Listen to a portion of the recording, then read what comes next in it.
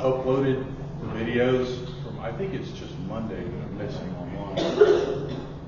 It's split, that video split into 3 parts because the camera kept failing on me. But I'll get that uploaded. I've got 2 cameras now, so maybe this works better, the way I've got it set up. I don't think I've mentioned this yet, but you're gonna need a pair of these for lab. I'm sure they have them in the bookstore. You can get them at Walmart. You can order them from Amazon. They're pretty cheap, $5 I think. If you wear glasses, you're going to need these big kind. These are just called safety glasses. Don't get goggles. Those are way more uncomfortable to wear than these, and these are all we require. But you're going to need to get these that fit over your glasses, if you have glasses. There's some that are a little more sleek that you can get if you never wear glasses that are a little more comfortable. So remember that for Monday. All right. This book scatters the fundamental information that I typically teach around several chapters. I'm very unlikely to use this book again. So instead of really, there's a tiny amount of information in chapter 1. Like we've been in chapter E so far. Chapter 1 kind of introduces the basics of what an atom is. And chapter 2 has quantum mechanics in it that I would not do at the beginning of a semester. Chapter 3 is kind of where the meat of it starts. And that's where moles are and things. So I'm going to do a little bit that's in chapter 1, and then more stuff that's in chapter 3 today. But really the information I do today, to me, should be chapter 1. I'm giving you a periodic table. This very periodic table is what I'll give you for a test. This has information on it that I want you to have.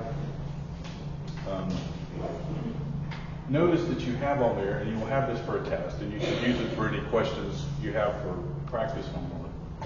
But the things you see in each box here, and those of you who have taken a chemistry class probably remember this, but this is the name of an atom. This is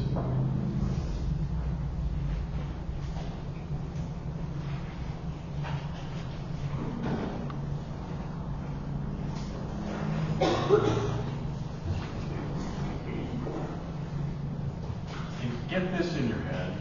This number, it's an integer in each one of those boxes. We call that the atomic number, but what it's telling you is the number of protons that's in that atom. This is the symbol. We use these frequently.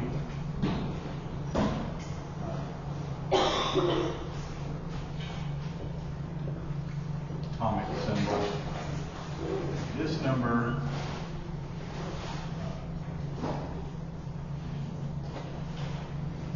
that's the molar mass, or it's sometimes called the atomic weight, or atomic mass. And this number we'll use later. This is the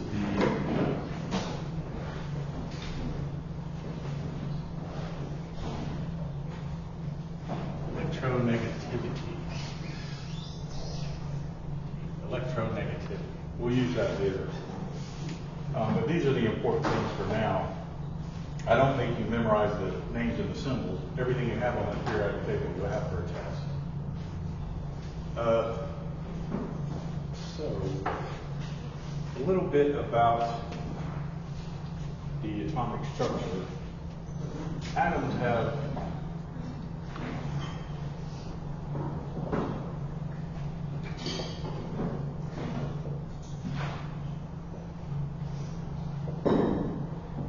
these 3 things as their basic building blocks.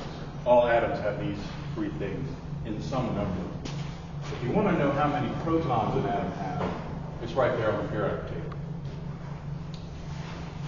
There's atoms that have 1 proton, there's an atom that has 2 protons, an atom that has 3, an atom that has 4, etc., going up to about 100. Most of the atoms in the first few rows of the periodic table are the common ones, and the further down that periodic chart you go, they get more and more rare. The very last few going up to 100 are synthetic. They've been made in a lab, but they've never been found in nature. And beyond that, the atoms would just fall apart. If you tried to make an atom with 120 protons in it, it would just fall apart. Protons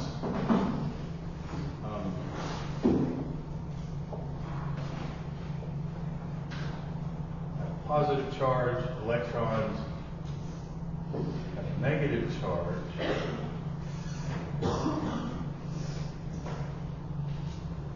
and neutrons have no charge. That is, they are neutral, hence their name. Positive charges repel each other, negative charges repel each other, or positive and negative charge are attracted to each other. That's a fundamental bit of logic that sort of dictates a lot that we're going to do.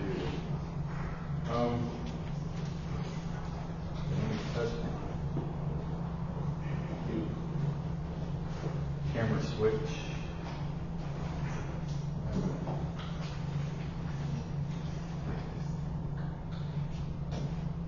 Where'd it go? Is it because I'm recording that I can't switch cameras? No, it's not my great idea.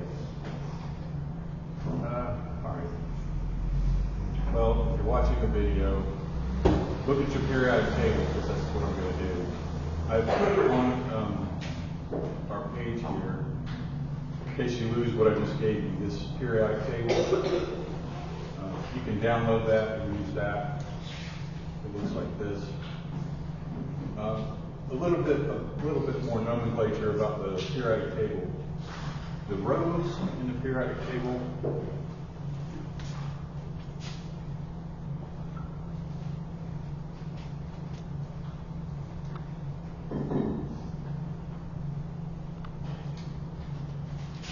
are called periods, and the columns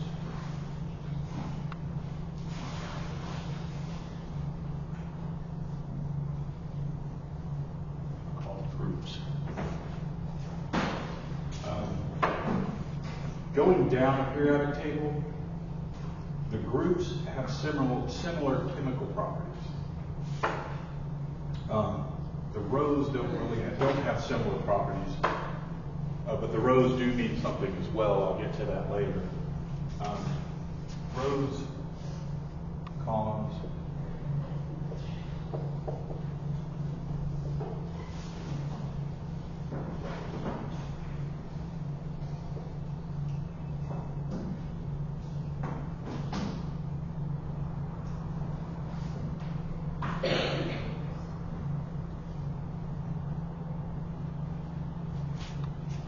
Atoms and columns have similar chemical properties.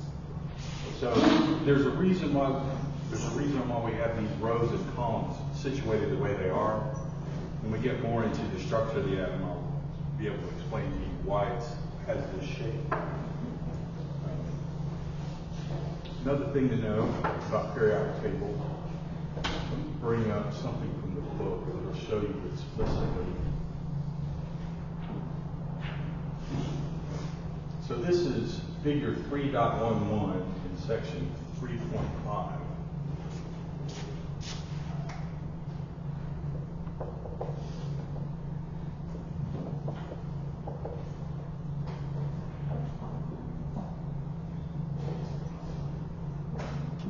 This is what I'm bringing up on the screen.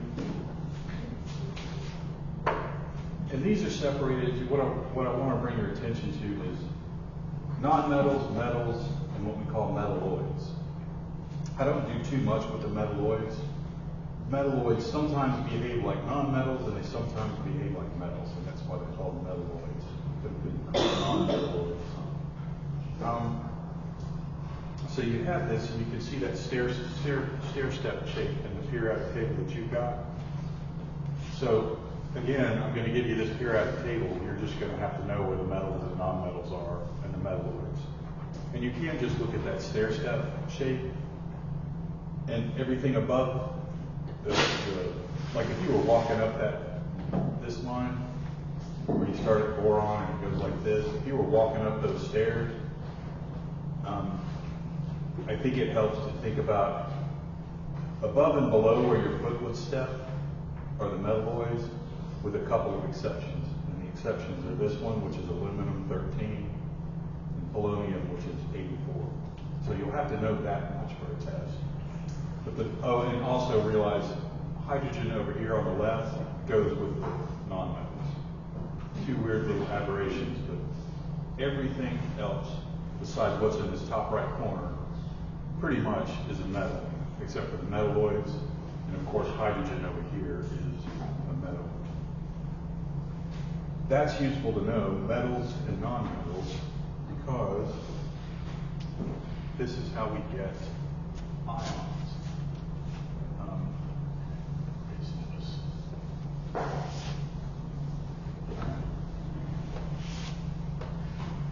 Let me say a little bit about where the electrons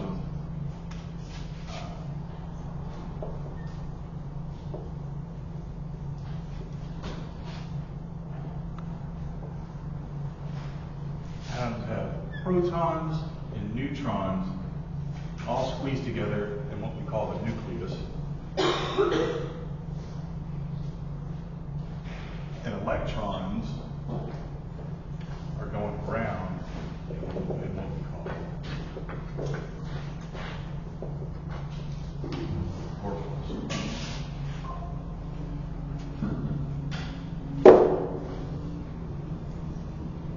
Protons, neutrons.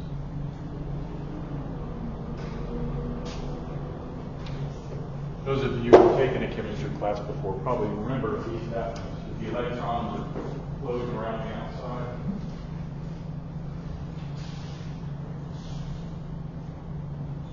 So y'all remember most of this, right? Taking a chemistry class before. All right. We'll get more into what we call the structure of the atom, because there's a specific way that the electrons build out here. Like there'll be an inner orbital and some outer orbitals. And that has to do with the shape of the periodic table, but I'll get to that later. Structure of an atom. The important thing here is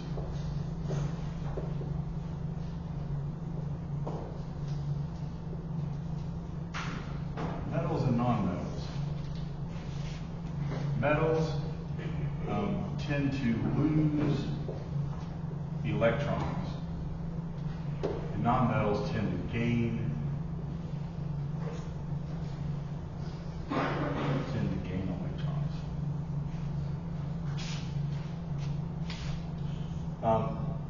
If you have, say, an oxygen atom, if you look on your periodic table, bring up a good periodic table. That 8 there, the 8 tells you this.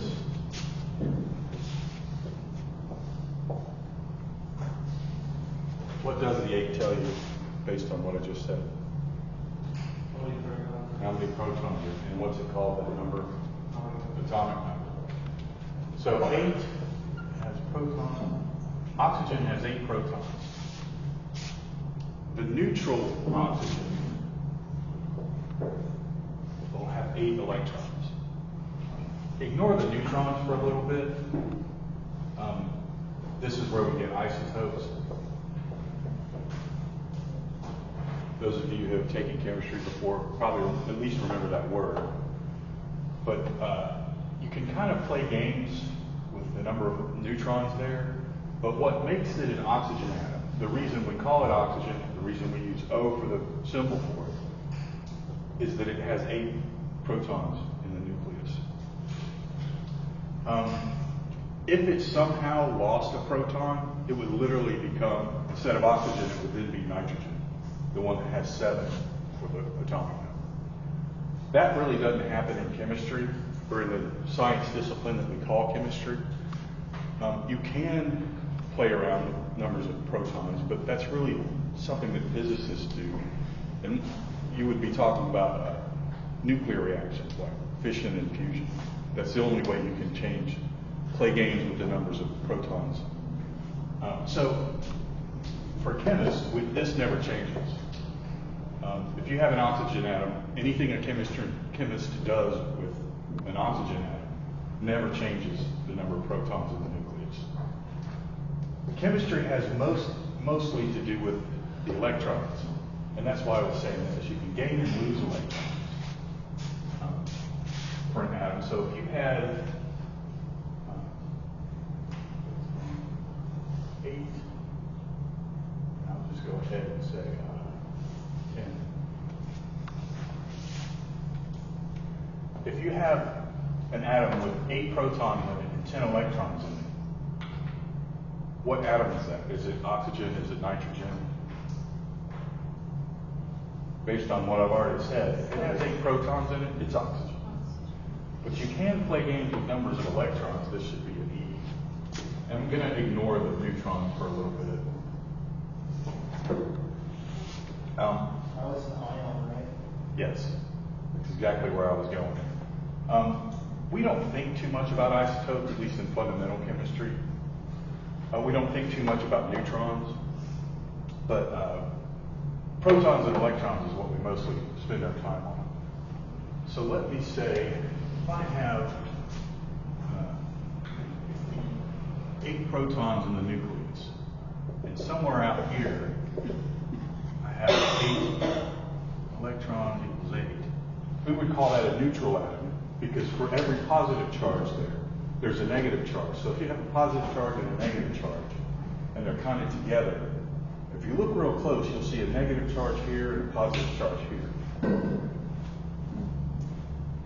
There you go.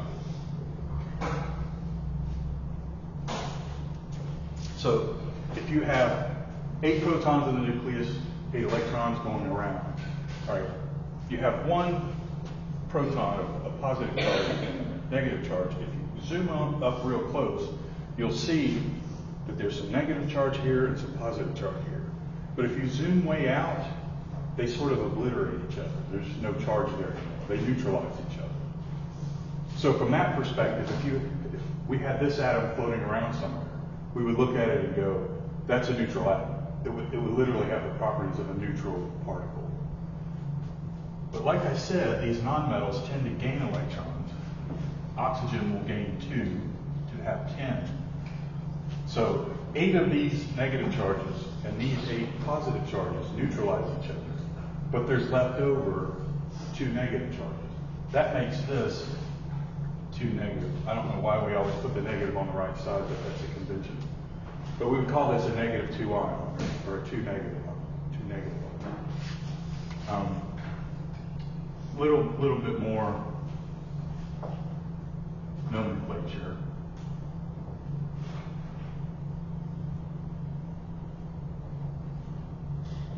Do you know this? What a negative ion is called? And just a little vocabulary. And these are called cat ions. Just if I say those words so you know what they mean. So this is a negative ion, it's an anion. And it's charge +2. If I have a neutral oxygen, I write it. There's the symbol for it, I would write that. A -2 ion for oxygen, we would do this. We would attach a little -2 there, just to say that it's in its ionic form. Metals tend to lose ions. Let me go back to the periodic table.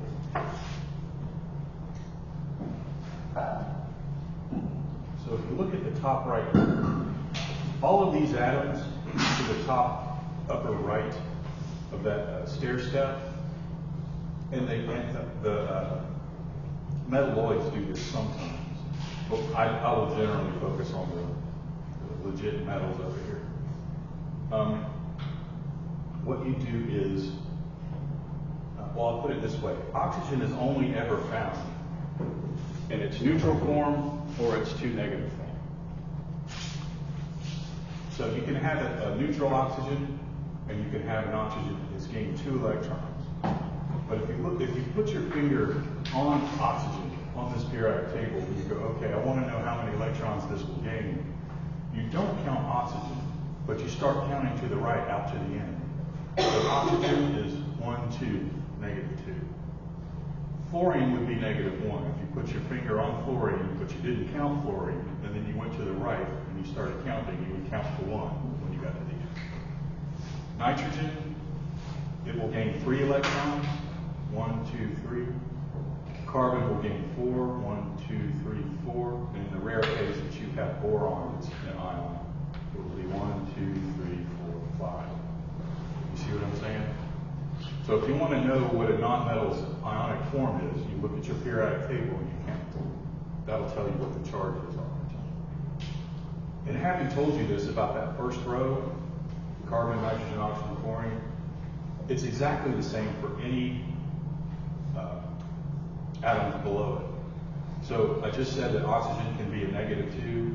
The one below it is sulfur. It can be -2. Selenium can be -2. Tellurium can be -2. So everything in the row will be the same type of ion with the same numerical value, -2 in this case. And that's the first clue about things in a row that have similar properties.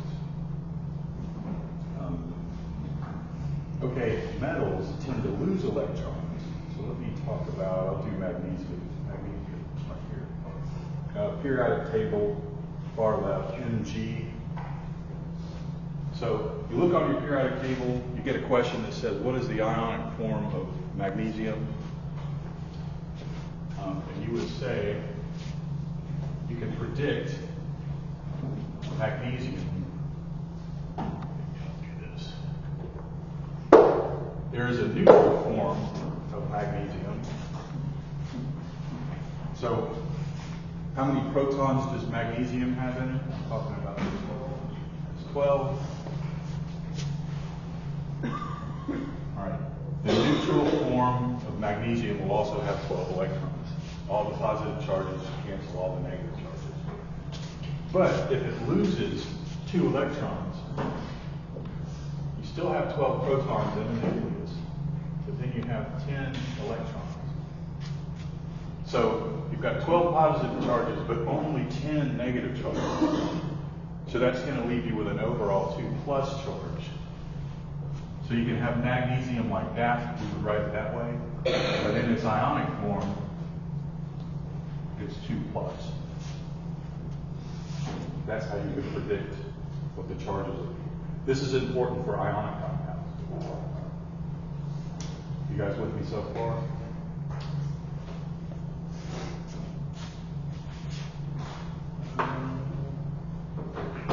What else would I say here? Okay, yeah. So look at this periodic table again. All right, all of the nonmetals are 100% predictable what their charge is. It's that rule I just said. You count to the right, and it'll tell you what they are. Oh, I know what else I need to say about magnesium. The difference between predicting the charge on nonmetals, in the top right over there, and the charge on metals, is when I told you to do oxygen, I said, put your finger on oxygen, but don't count oxygen, and then count to the right, 1, 2. When it's metals, you count the one you're talking about. If I wanted you to predict the charge on magnesium, I would say, put your finger on magnesium and count magnesium, and then count to the left, 1, 2. So make magnesium counting to the left, you get 2. Magnesium, this is sodium, that's 2. So note that difference. That confuses students a lot. When I said predict the nonmetal charge, you didn't count the atom. But when it's a metal charge, you did count the atom. Why are we counting? Are we trying to get the noble gas? Or You do get to a noble gas configuration. That's what you take chemistry before. You're trying to integrate knowledge that you learned before to today. I only got half of the year when I was. You would have done this right at the beginning of the year, though. What we do, when we get to electron configurations, I'll start saying that. When a nonmetal gains electrons, it obtains the noble gas configuration. When a metal loses electrons, it also gains the noble gas configuration. but I haven't got the configurations yet, so I haven't said that. I'm just trying to understand what you're doing now. If it loses 2 electrons, one electron, the second electron, it obtains the noble gas configuration of D. Is something about this confusing you? Do you have a question? Yes, that's still not my question. Put it this way, to keep it simple, for now, the information I'm giving you, the type of question you would want to answer is, what is the charge on a magnesium ion? And this is how you would predict it. Or what is the charge on a silicon ion? And this is how you would predict it. I think there's just like a lot of jumping around for like information, so it's easy for all of us to get confused. Because I understand what she's saying. I don't know where you kind of started counting. Okay, let me just do it again. Let me give you one of the questions I like.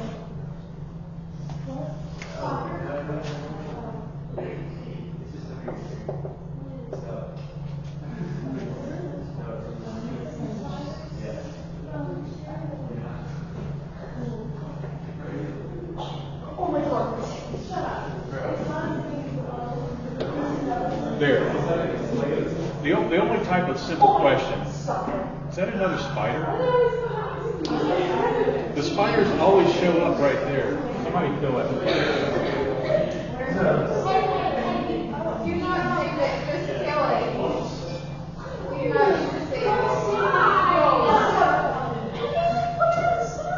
Just kill it.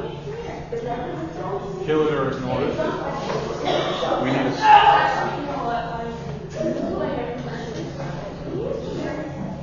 Oh my God!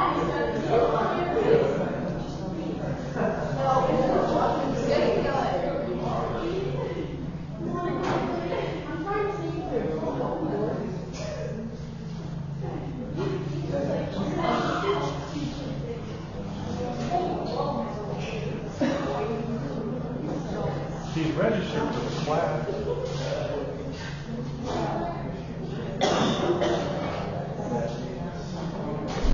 Every other class, there's a spider. We're in a basement, so.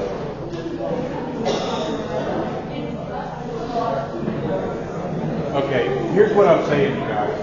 Here's what I'm saying. Picture yourself, the information I'm giving you now, you would only need to answer a question simple like this. What is the charge on a silicon ion?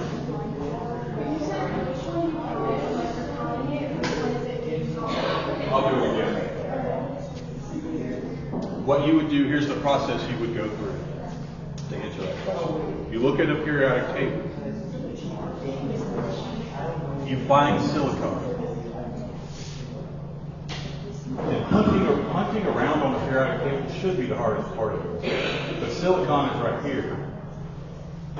If it was charged like a nonmetal, you put your finger on silicon, but you don't count silicon. And then you start counting to the right. We count 1, 2, 3, 4.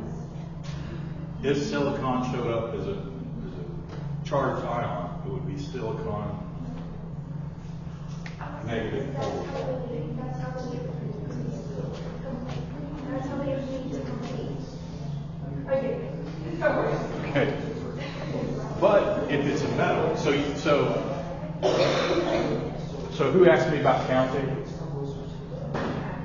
So for the non-metals, whatever atom you're trying to predict its charge, you don't count it, you count the ones to the right, all the way out to the right. For metals, you do count the one. So if this question said, what should I use? Calcium.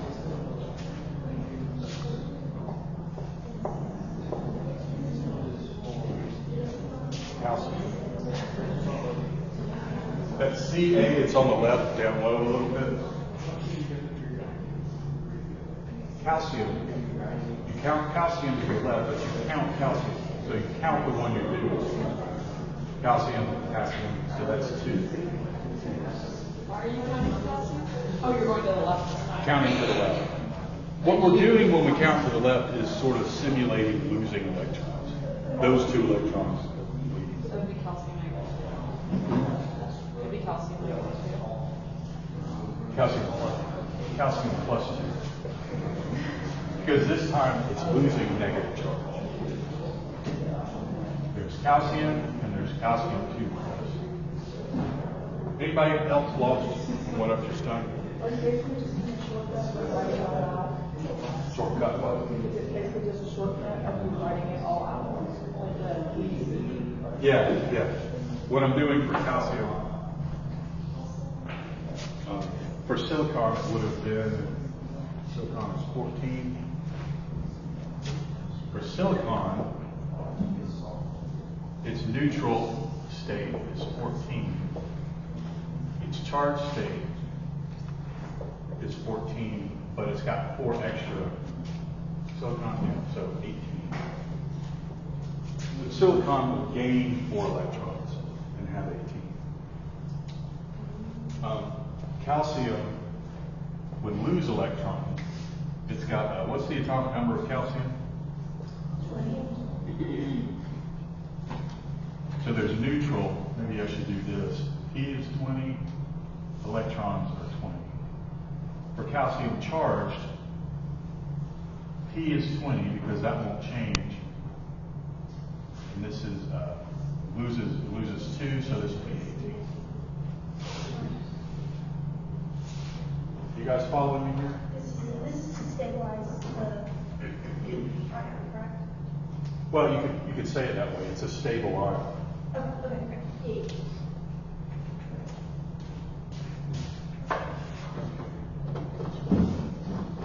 What I say here. Okay. So, what I just described to you, you could summarize it this way. Everything in this first row, not counting hydrogen, everything in this first row, because hydrogen is a non-metal. It actually goes with these over here on the right. Everything in this row, you can predict its charge. It will be +1. So all this information I've given you, you could summarize it this way. That first row, no, first column, not counting hydrogen, its ionic form will be +1. The second row, all of these as ions will be +2. Does that make sense based on what I've said? So that's the summary way that you could think of that. If I said predict the ionic form, you could just memorize that. It's the same over here. This column, the carbon and silicon, those will all be -4 if they're an ion. These will be -3. These will all be -2. These will all be -1. And these are called the noble gases. And they never do anything. They never gain or lose electrons. So you can remember that as a summary form. Carbon and everything below it will be -4. Nitrogen and everything below it will be -3. Oxygen and everything below it will be -2. Fluorine and everything below it will be -1. These will never turn into ions.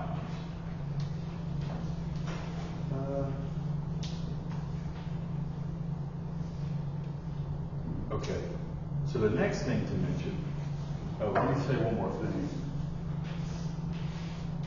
So you can think of that as one rule by itself. This row is +1, this row is +2. This you have boron, it will be +5. Carbon, anything below it will be +4. So you can think of that as one of the rules. Another rule is these down here in the middle are called transition nodes. And I kind of include these two over here, just below the stair step. But we tend to mostly focus over here. But these are called the transition nodes. I need to say a little bit more vocabulary about the periodic table. But all of these in here, you can't predict their charge. They do have definite charges. But for instance, what should I pick?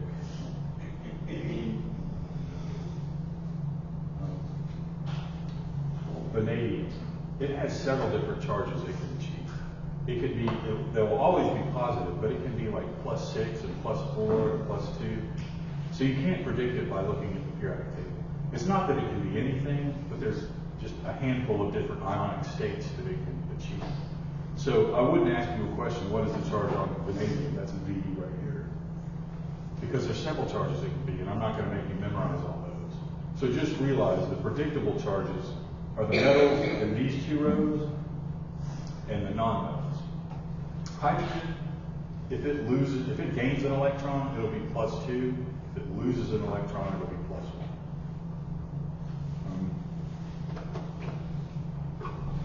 Hydrogen is always the weird one. There is one more metal that is predictable, and it's aluminum. Aluminum will be 1, 2, 3. So I know there's a big gap here, but if you're counting to the left, you would still say, you would count aluminum because it's a metal, and you would go 1, 2, 3. So aluminum is +3. So just put that in its own category. Aluminum is predictable. That's Al right here. It is predictable, and it's +3. How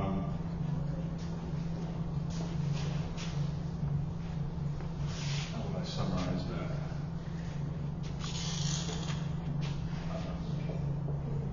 Column 1, they're all +1. Column 2, all +2.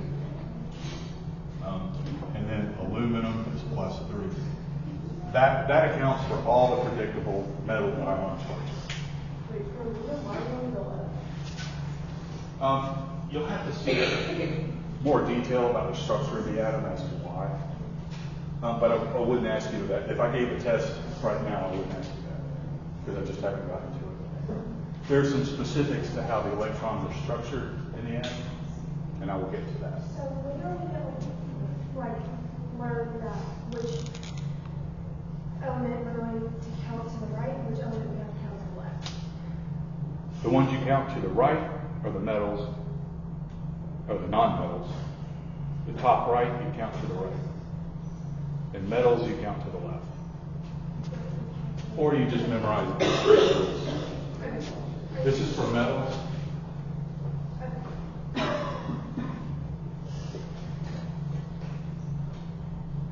Count to the left. So if I was counting magnesium, it would be 2. Yes, yes. I guess I would say 13 through 17. 13.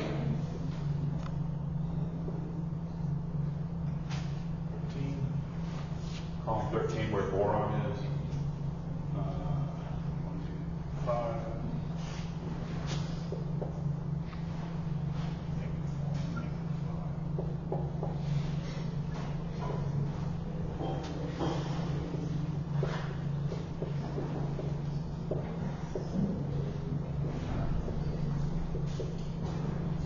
That's a summary of everything I've just said about ions. But the column, I mean above that stair step. These, I mean above the stair step.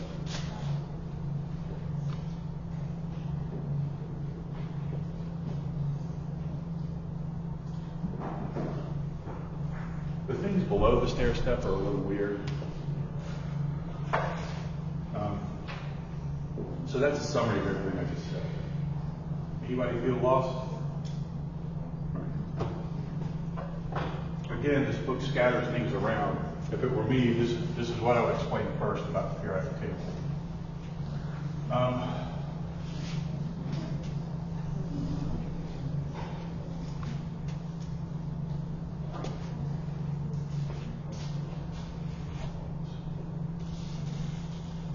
There's a handful of these that chemistry books always like to mention. Everything in column 1.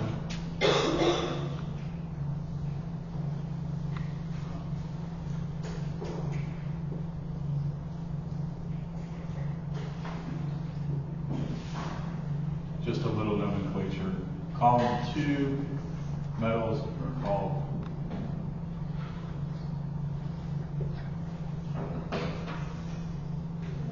alkaline earth metals, and then they skip over to the column of oxygen. 16, 17.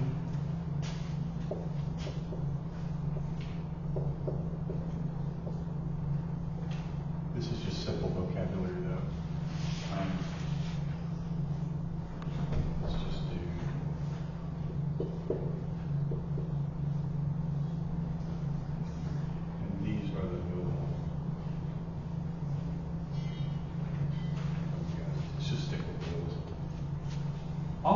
have names, but chemistry textbooks tend to only mention those. Column 16. I might be misspelling that. The calcogens, I think I spelled it right. But I don't tend to test you on those, just so you know what the language is, so if you're reading, you know what they're saying. So, little more nomenclature. All right, so again, I'll say 3 through 12.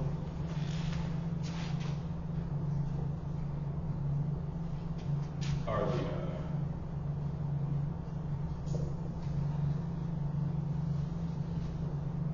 the transition metals. So all of these in this rectangle here, this big fat part in the middle, those are called the transition metals. And those are the ones that I'm telling you, you can't predict their charge by looking at the periodic table. You would just have to be told what they are. All right. Again, if I wrote this textbook, one day I'm going to write a textbook the way it should be written.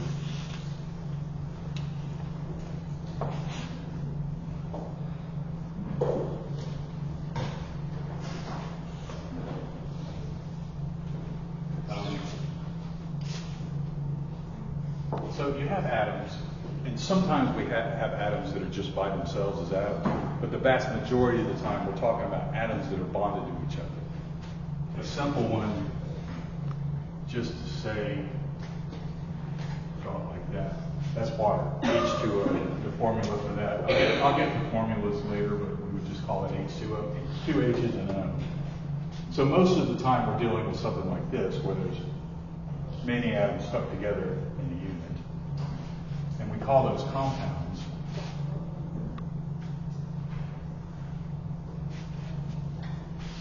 More than one atom stuck together, as opposed to atoms where they're by themselves. All right. Of all the compounds that exist, try to get this out of my way. H2O looks like that. There are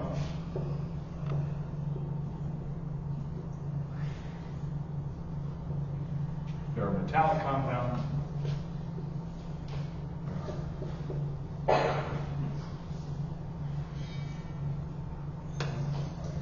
Metallic compounds, ionic compounds.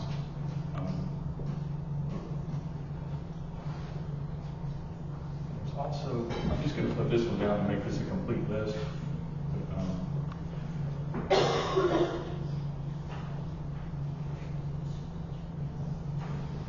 Okay, this is kind of a map to the semester. If it were me, I would start with calculations like we did, and then introduce atoms and some about the periodic table. And then the next thing to talk about is we don't do anything really with this. That's kind of an upper level concept. And it's something that really only happens in solutions. We won't talk much about this. We don't talk much about metallic compounds either. We spend most of our time talking about ionic and covalent compounds. So for me, the next unit would be ionic compounds.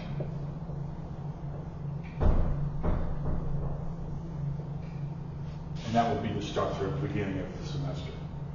So at this point, I've given an introduction to atoms. I want to give an introduction to ionic compounds and covalent compounds. The introduction is this.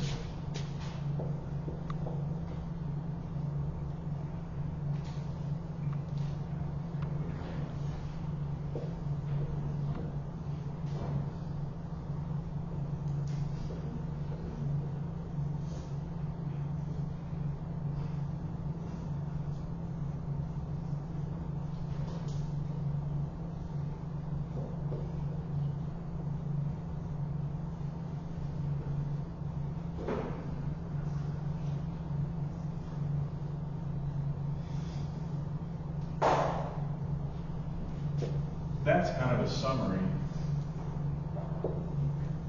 of where we're headed. Don't worry about the coordinate. So these 4 things Throughout the universe, there are only these 4 different compounds. That's how complete this list is. There is other things in the universe, like plasma, which is these subatomic particles split up and just like floating around in a cloud. That happens in really hot environments or very low pressure environments. But everywhere else across the universe, these are the 4 compounds that the atoms make. And these are the most prevalent. I guess this is prevalent too, but these are mostly man-made. But you see what I'm saying? If it's only metals in the compound, it's called a metallic compound. We'll talk a little about it just because it comes up in reactions. Ionic compounds, you have some metals and some non-metals. You with me? And when it comes to covalent compounds, it's only non-metals. That's a covalent compound. Hydrogen is a non-metal, oxygen is a non-metal. There's nothing else there. So that's a covalent compound. I would say this too. Let me write on this side.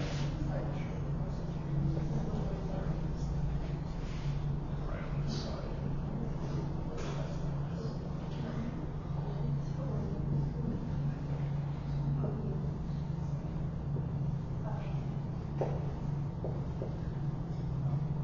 And they're called this. These are split out because when it's just metals, you have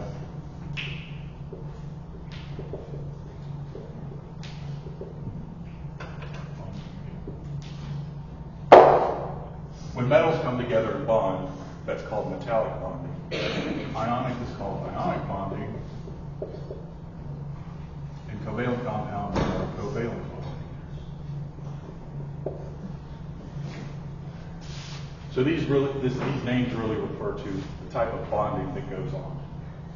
So another way to say it is there's 4 different bonding schemes that atoms use. But we're going to focus on really just these 2. Okay, so that's a summary really for the semester in a way. And this book does not do it this way, but this is the way I have this information in my head. I build it up. So that's kind of a clue. And let me talk about first ionic bonding.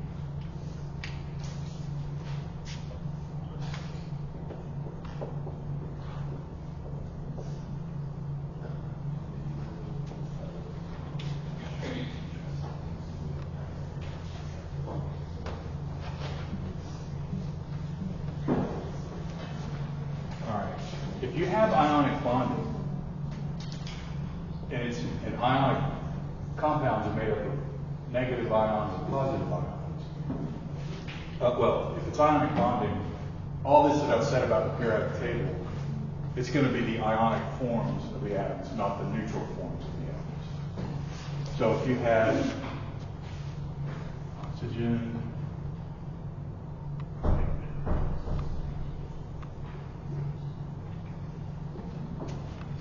plus, I said earlier, positive charges and negative charges attract. So it's that force, what we call the electrostatic force, that pulls them together, and that's why they bond. They bond literally because of the charges. Question? If I wanted to write a formula for this, we would say MgO.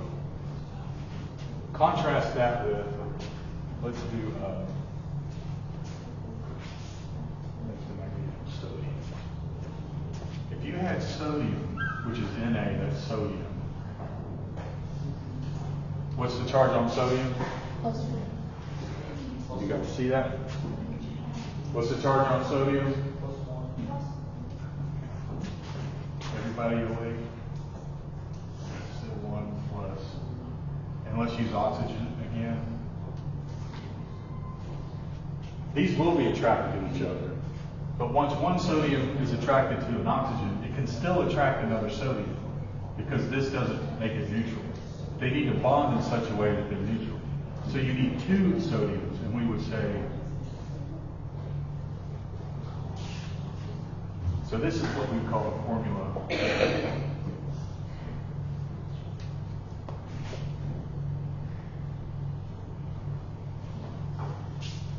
So that's ionic bonding. And I'll stick with ions for a while, and we'll get to covalent later.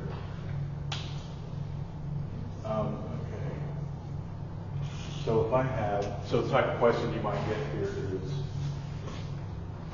what is the ionic compound?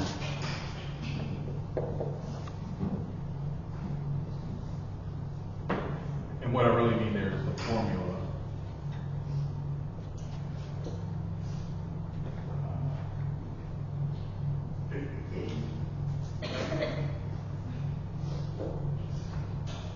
I should say it like this. I started to build some questions for this. I think I've given up on ChatGPT.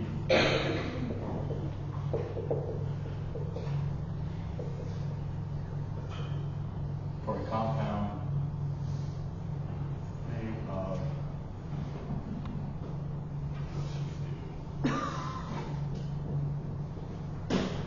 Cl.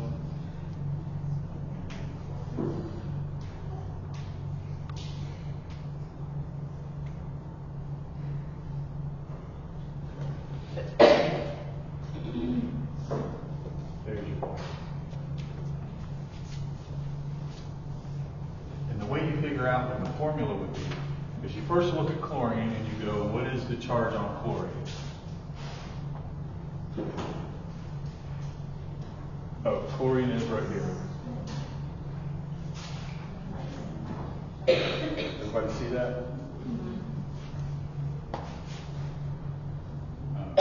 Minus. And beryllium is on the left over here. It's a metal. And what's the charge on beryllium? Plus what?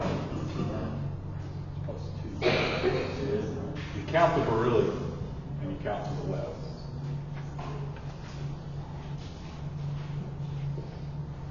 So what would the formula for that be? You need it to be neutral. You're going to need 2 negative 1s to counteract the 2 positive 1s. So you're going to need 2 CLs, and the way to do that is CeCl2. Weird little twist. This happens a couple of times, a couple of places. I don't know why, but chemists just omit the 1. We do that in a couple of places. I don't know why. So if there's no number there, assume it's just 1. So we would write it this way. We need 1 beryllium and 2 chlorine. That's the formula for that compound. How do you know which element to put first? Oh, you always put the positive one first. Yeah, positive ion always goes first in these ionic. All right.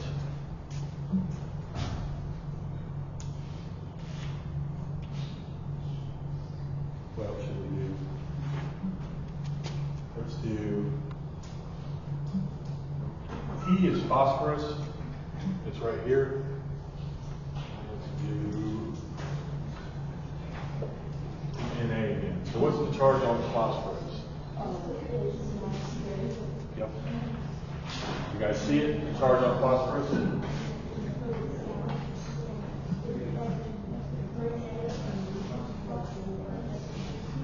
You guys got this?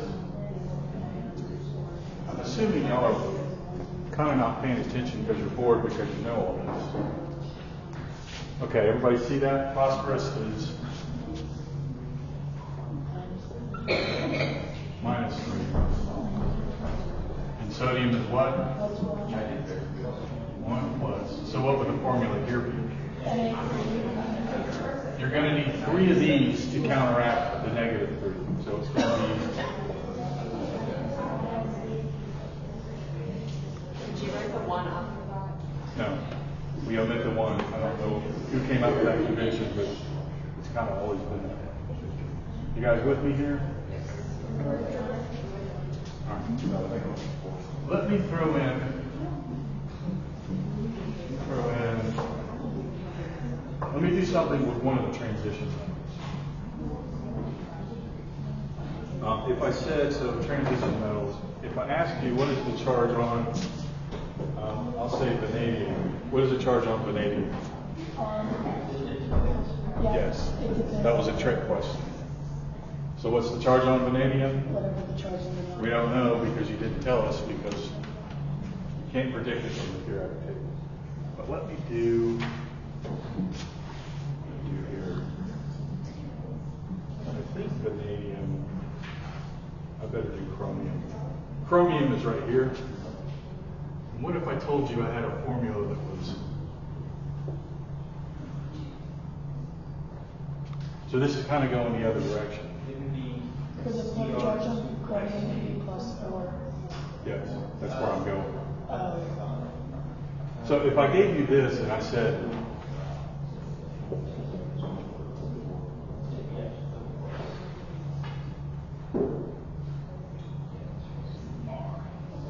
that's my question. It has to have a charge that counteracts the two oxygens that are there. I usually do this just as a simple way to chart it.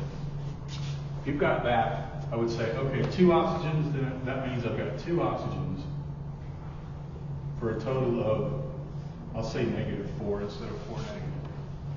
And I've only got 1 chromium, I'll say X. If you add those together, they have to be 0. That's another way of saying that is it has to be neutral in its charge. So what would you have to put here for X to counteract the oxygen?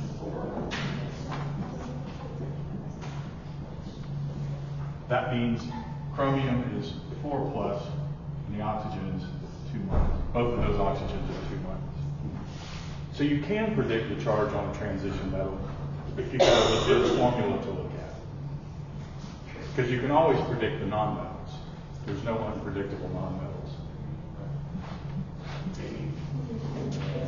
All right, let's see.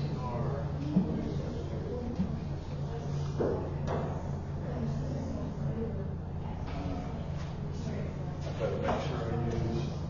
Let's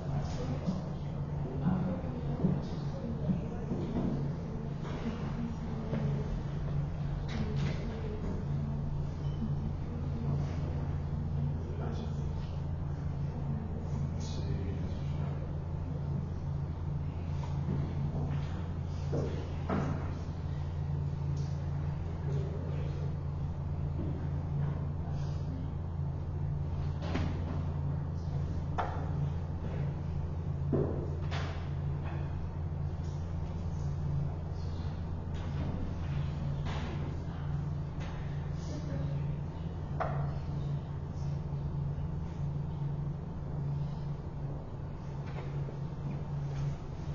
There is other compounds, chromium and oxygen.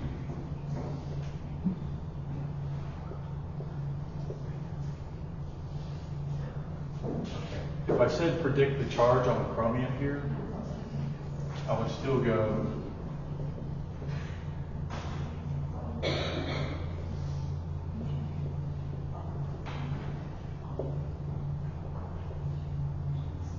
that's a total of +6, no, +12. And then I would go, there's 2 chromiums, and they have to add up to -12 for this to be 0. Right? But there's 2 of them, so how would you split up this among these? That would put 6 on each one. 6 plus, 6 plus. The transition metals can have some pretty high charges. Isn't oxygen Yes. I did that backwards. +12, -12. Thank you. I make mistakes and I know it's confusing, so I'll look at it up. But that's how you would predict the charge. So the charge on chromium is 6 plus. So you can predict the charge on the transition metals. Everybody good? You good?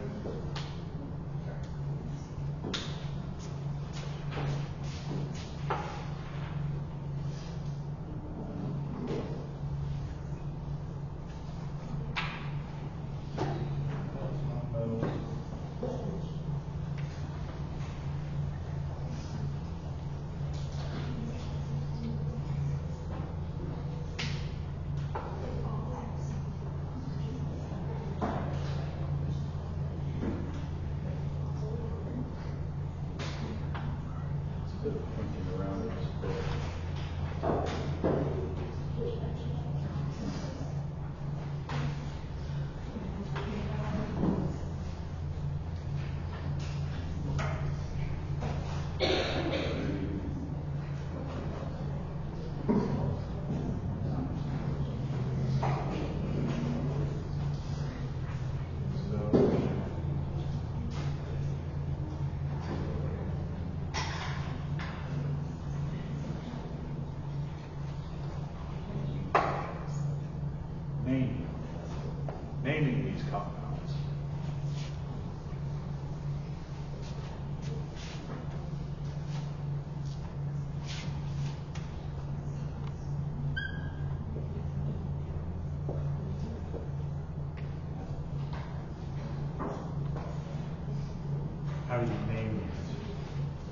So let's go with this.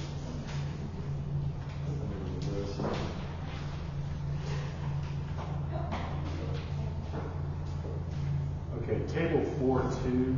So I'm actually in chapter 4 now where we talk about this. When you're naming an ionic compound, let me just put a few down. I'm going to stay away, I'm purposely staying away from transition metals right now. Let's do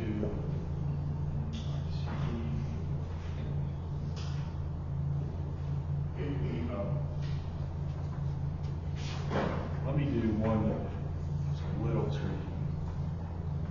Nitrogen, magnesium. If you're going to make a compound out of magnesium and nitrogen, what's the charge on nitrogen? Minus. And magnesium? 2 plus. Okay, how are you going to make those values? This is the only one of these. If we ignore the transition metals, the only one of these, this is a non-metal and this is one of the predictable metals. The only one that you get that's tricky like this is what you're going to do is use multiples of these that add up to 6. It's kind of like the least common multiple. This would be if you had 2 nitrogens and 3 magnesiums.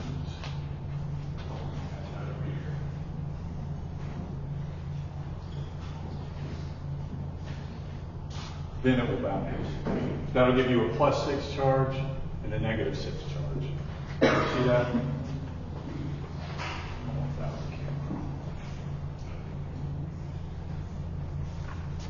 If you're making magnesium and nitrogen, you need 2 nitrogens and 3 magnesiums.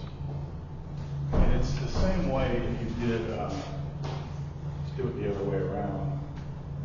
Oxygen and aluminum. What's the charge on aluminum? Everybody get that? Aluminum's kind of a standalone metal that's predictable. It's 3 plus. This is the same way. Aluminum is 3 plus. This is 2 minus. So here we're going to need 3 oxygens.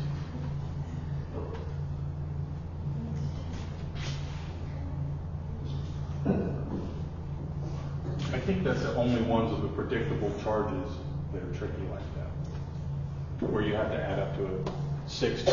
All right.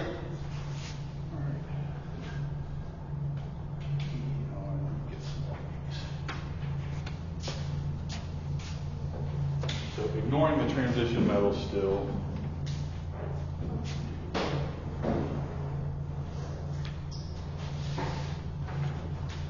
Naming. The metal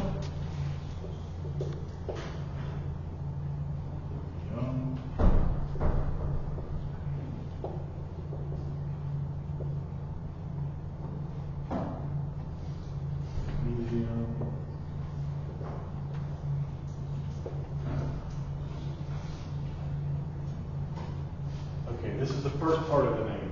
These are the names.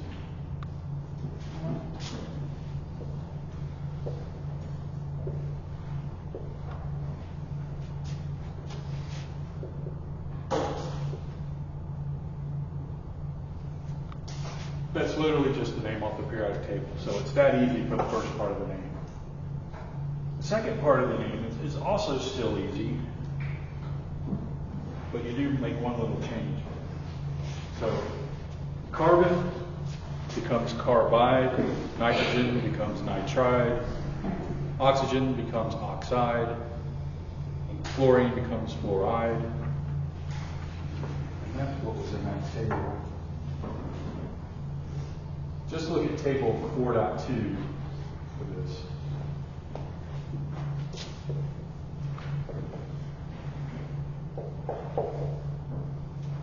But you just alter the name that's on the periodic table and put IDE on the end.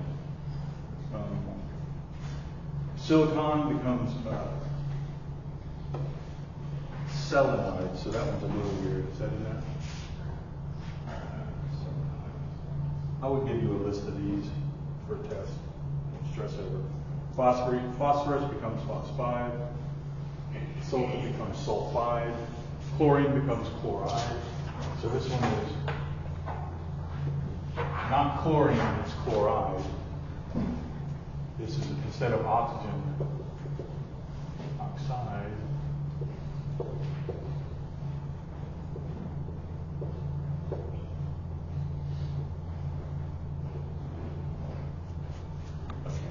And notice,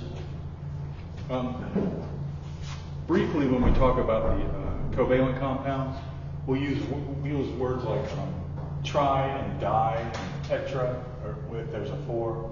Notice for these naming, all of the ionic compounds, for naming any of the ionic compounds, there's no di or tri or tetra or penta or hexa. There's none of those numerical prefixes. They don't ever come up. So this is not like trimagnesium dioxide. You would never do that for ionic compounds. So just remember that. That's a common mistake students make. So notice there's none of those numeric prefixes. That's the name of this. That's the name of this. That's the name of this. That's the name of this. Ionic compound name. The twist comes when the metal is in transition metal. So if it's transition metals,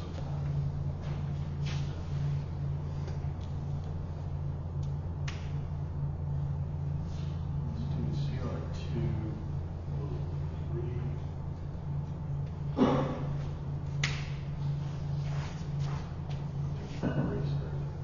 So now including transition metals, if you had this,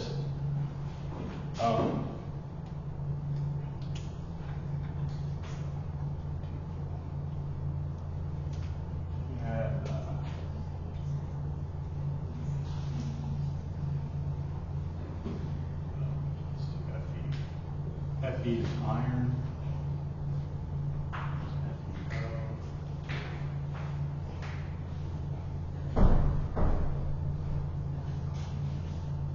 Iron is +2, +3.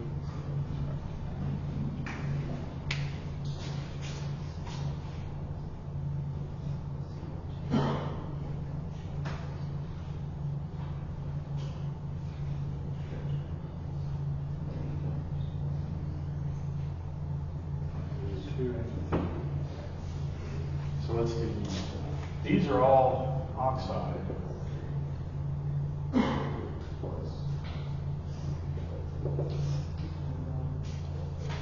But we actually have to include the charge on the transition metal in the name.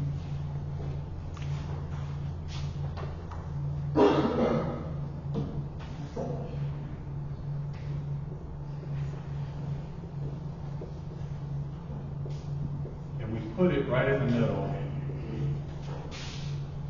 and we use Roman numerals. That's the convention.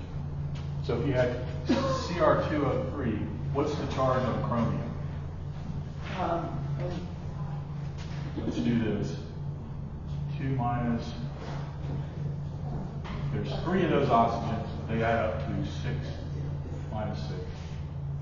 So this needs to be +6. CR2O3. There's 2 CRs.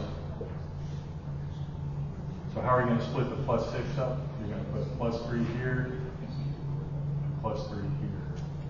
So this name is, and the way you say it is chromium-free oxide. If you're naming an ionic compound that has transition metal in it, you have to include the charge on it in the name. Iron, what's the charge on this iron? Yeah, there's only 1 iron and only 1 oxygen. Oxygen is charged what? 2 minus, so Fe necessarily has to be 2+. That's iron 2 oxide. This one, I'll do it this way again. 2, 3.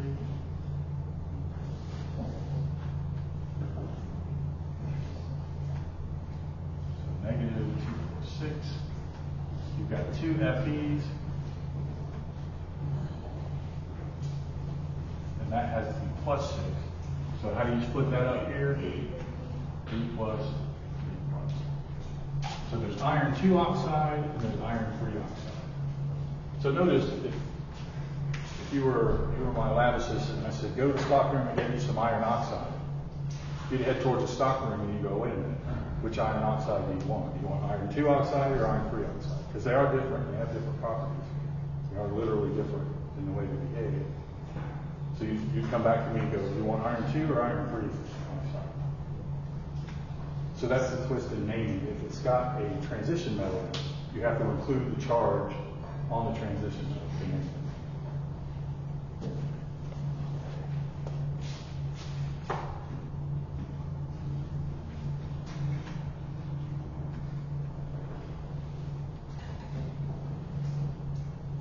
I don't know where it is.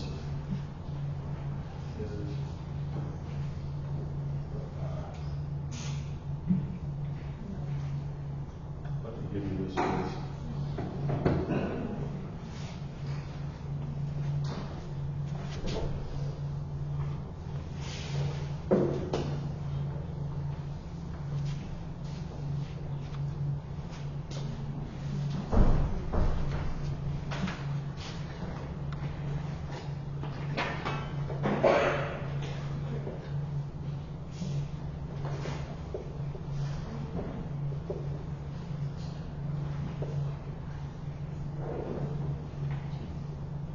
There's probably a list in your book somewhere. If there's not, it's stupid.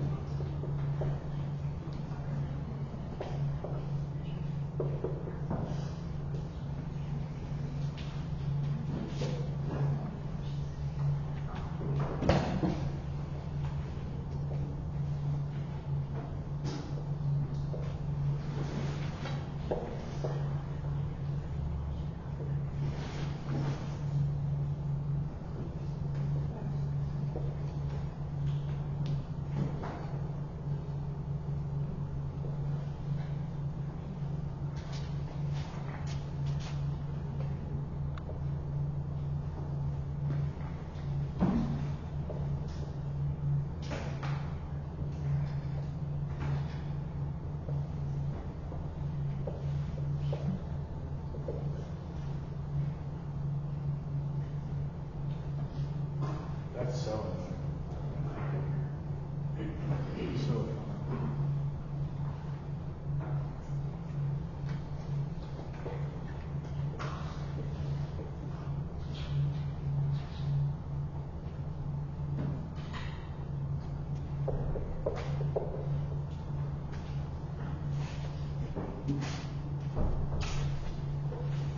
Waiting the silicon. Silicon is, what is silicon? It's not silicon.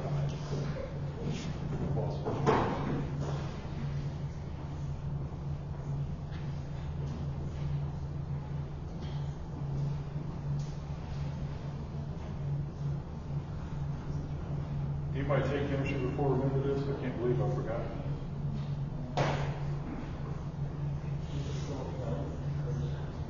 No, it's going to be I.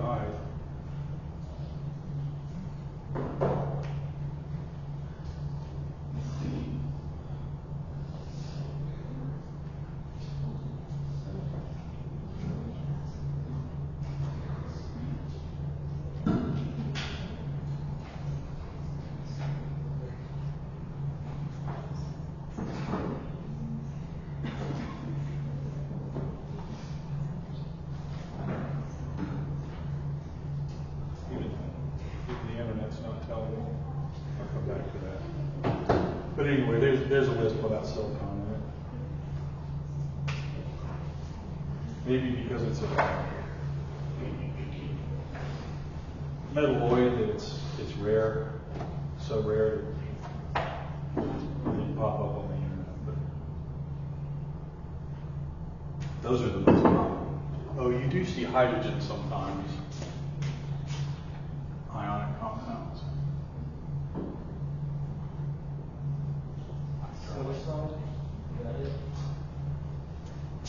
Let's just do that. I think that's what it should be. It just sounds weird to me. I'm guessing it's really rare as an ion. It's a metalloid, so I guess it's really rare. It didn't come to mind.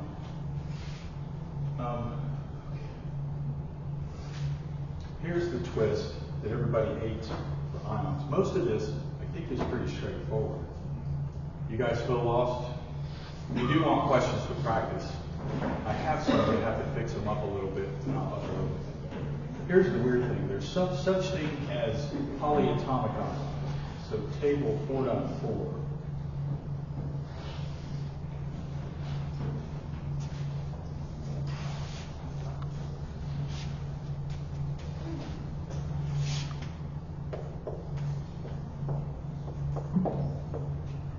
The table 4.4 is not a complete list.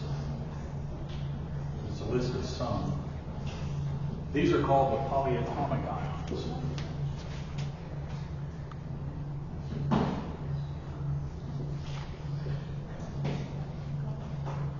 And we do overlap a little bit here with covalent compounds, but I don't really want to go into covalent compounds yet. But, this chart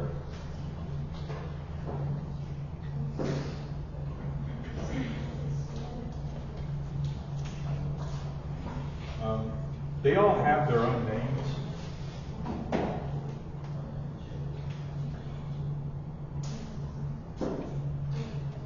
And if I drew it out for you,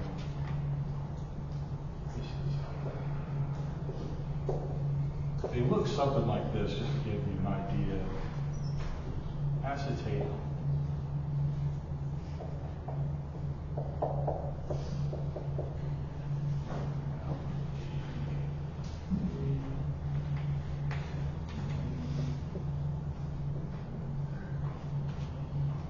When we draw covalent compounds, and we're not there yet, we draw them like this with lines between all the nonmetals. But this one overall, if you added up all the protons and all the electrons that are there, there's an imbalance, yet it's still stable. It will exist this way. And we do this to give it its charge. It's 280. Oh, they don't give, yeah, they do give you the charge.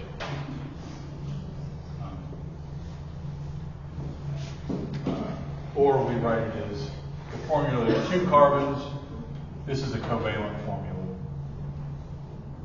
And there's 3 of those, 2 hydrogen. And then we put the charge out there on the right like that. I like to have a video for people that miss class, but it's always going to be a little imperfect, the video. So we put the charge like that on the ion. So look at table 4.4. You see the formula and you see the charge. I will give you those on a test, just be able to work with them. Meaning there's such thing as this. There's such thing as, it's one negative, let's do NaC2H3. That's neutral. This is the positive ion and this is the negative ion. And this one will be called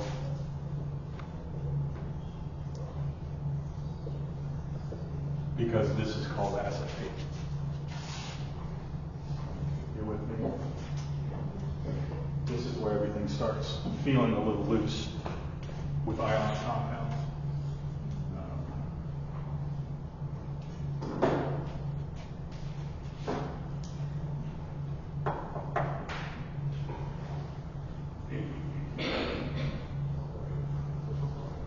Let's see if they do the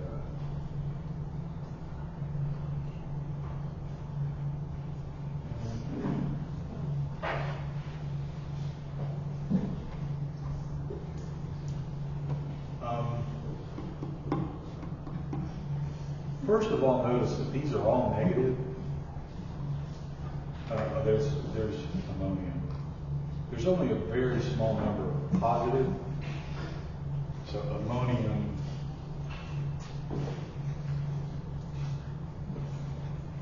The ammonium polyatomic ion is NH.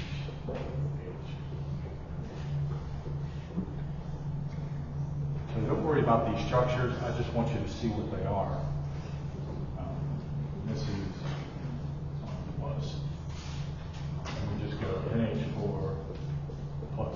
Oh, it's these up here that we don't include the 1. I've been writing ones here, but we also don't include the 1 for these charges. So when you see these, I've been writing a 1 there, but you won't see that in the book or anywhere else. If it's charged 1, like NA, I've been doing 1 plus, but really the way you're going to see that is plus.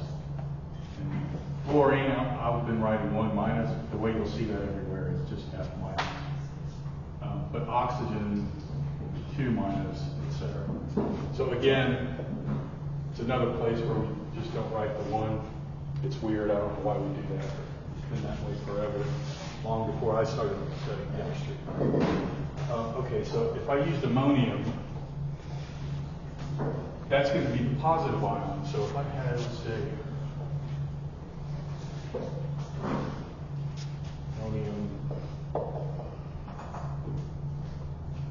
ammonium fluoride would be NH4F. The name of this is ammonium. And there's no variable charges with the polyatomic ions. They just are what they are. Transition metals is the only one that do that. This pattern, look at, in table 4.4 on the right side, you see hypochlorite, chloride, chlorate, and perchlorate. These always show up with the halides. And there is a pattern in some of this. Nitrate, nitrite, chromate, chromite.